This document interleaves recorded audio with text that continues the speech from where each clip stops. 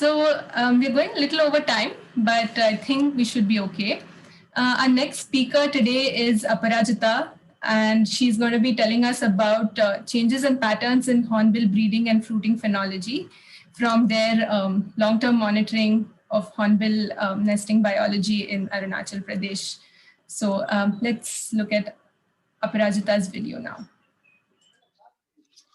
Good morning, everyone. I will present a few results from our long-term monitoring of hornbill breeding and fruiting phenology of tropical trees and the linkages with climatic variables and global climate patterns. In the last 170 years, global temperatures have risen by 1.2 degrees from pre-industrial times. Global land and ocean temperature departure from average has reached new record highs.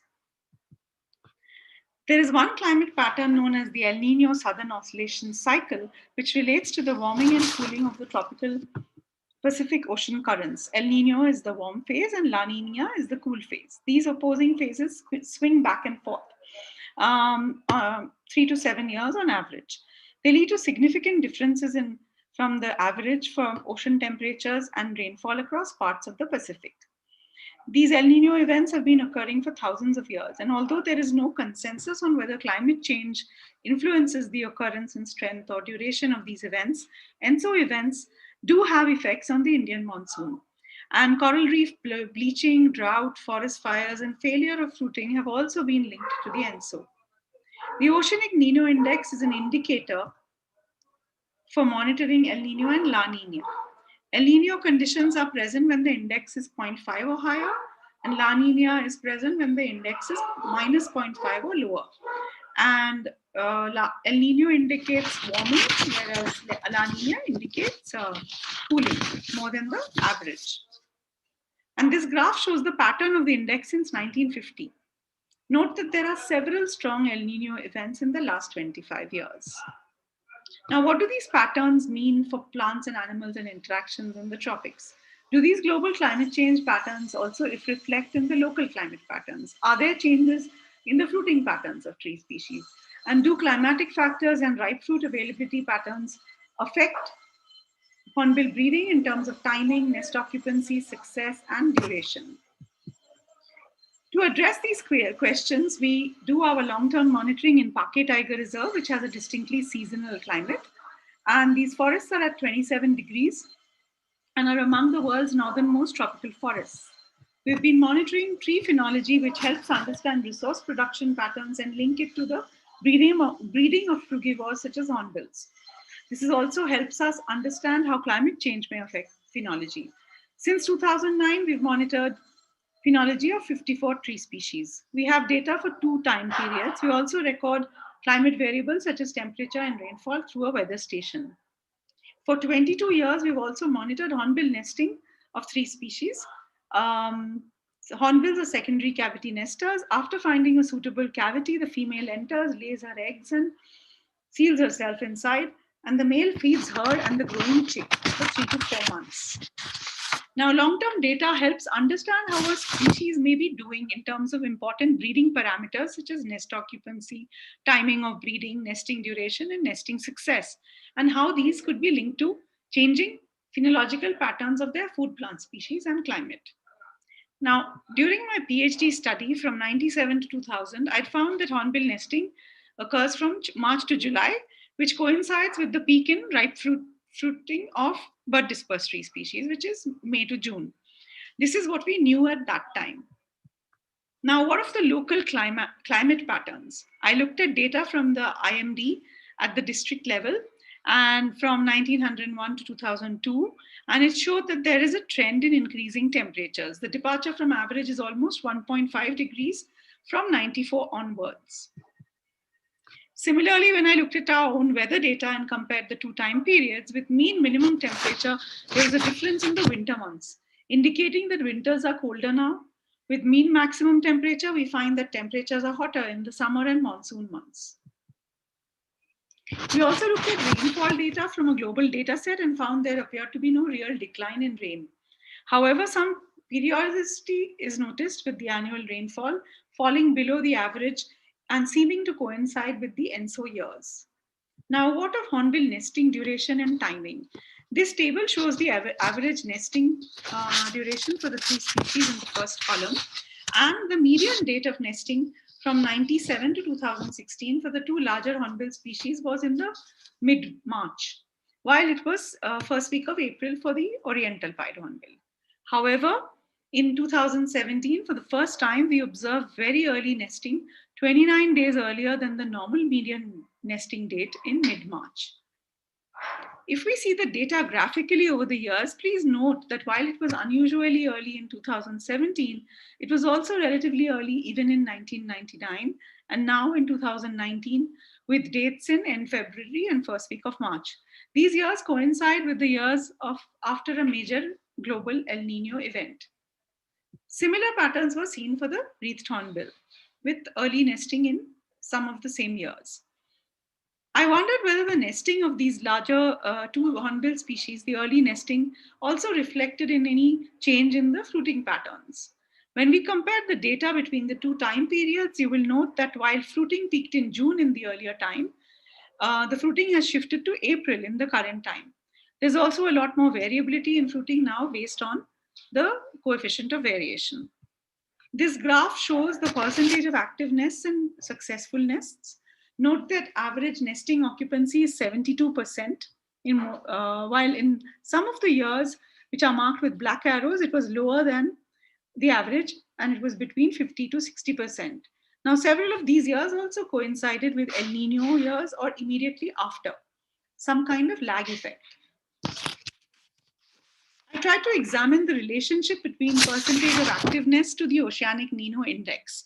There was no significant correlation with ONI. However, when I looked at the relationship based on separately for non-El Nino years or La Nina years and El Nino years, then there was a strong positive correlation with La Nina or the non-El Nino year, indicating that nest occupancy tended to be higher in La Nina years.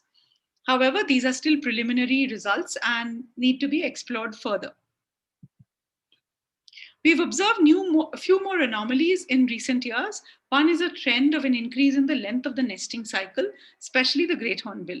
We've also seen for the first time high nesting failure in the great hornbill in 2019. This nesting failure is also unprecedented as nesting success is generally high. To conclude, we've observed interesting patterns in hornbill breeding, some anomalies and shifts in fruiting patterns. However, understanding the linkages between these patterns is still at an exploratory stage. The data is quite noisy, even though there are some signatures that are showing up. It may also be that what we consider anomalies have existed in terms of periodicity in weather patterns, which reflect the ENSO events, and hornbills may have adapted to these ENSO events and adjust their nesting times in according to these. These cues are, however, unclear. However, given that the intensity of these events is increasing and there is a temperature increase even at the local level, the ability of hornbills to withstand more changes in fruiting and climate is moot. How long before these changes start affecting hornbill breeding in more obvious negative ways? Thank you. Right. Thanks, Aparajita. Are you there? Can you please turn on your video and unmute yourself? Yeah. Hi. Hi. Thanks so much. We have a couple of questions trickling in on Slack. So Kulu asks, what are the general trends in temperature in the region over this duration? Sorry. Okay, I have to shut this down first. Yeah. Can you please mute the YouTube streaming? Yeah, wait. Let me close this. Yeah. Sorry. What's his question? Sorry. Just where can I see this? Yeah. What are the general trends in temperature in the region in this duration? Kulu asks. Yeah. In this, so when I showed that data set, Kulu, there are multiple different data sets at from the IMD or from the IITM, as well as some other satellite-based global data sets. And like I said, it's a preliminary kind of analysis, and there seems to be some increase in temperature, especially after 95 onwards. But this is just very exploratory. With our own data set, like I showed, which is from the local weather station. There is, I showed you that there is some difference that's showing up with mean maximum temperatures being higher in the summer and monsoon months, while in the winter, interestingly, the mean minimum temperatures are now lower. So, it's kind of more extreme in winter. It's colder in winter. I can't see myself, so I don't know where this is going. Like, okay, yeah. Right. Yeah, this is switching between platforms is always interesting. Yeah. Jaipal says interesting analysis. We don't have more questions at the moment, but it's a huge effort over many, many years, Aparajita. Are there a couple of challenges that you would like to highlight that you have faced during the duration of your project? I think the major challenge now is, you can go on collecting a lot of data during, doing long-term monitoring. The major challenge now is to actually pull together all these data sets and analyze it fully. That's the main challenge, and also the permits. And I also never had separate funding to sustain this. It was just done as part of, along with other work that we did. So, yeah.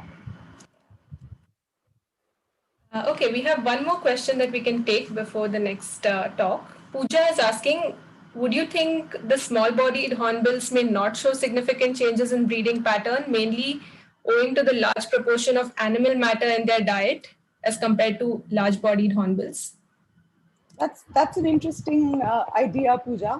We've been wondering why Oriental Pied doesn't show this pattern, and it's across all nests, whether it's outside the PA as well as inside the park, because we also have data from outside. But recently, when we were looking at the data more closely, we've seen that Oriental Pied hornbill did show a slight sort of early nesting in the in 2 years, in one of the two, in some of the same years. But the number of nests were also much lower for the Oriental Pied hornbill. But it's true, it could be that because its diet is more omnivorous, maybe it is less affected. Right. Thanks, Aparajita. I'm sure people will continue to post questions on Slack. Please continue to take them there. And for now, we have to move on to the next talk.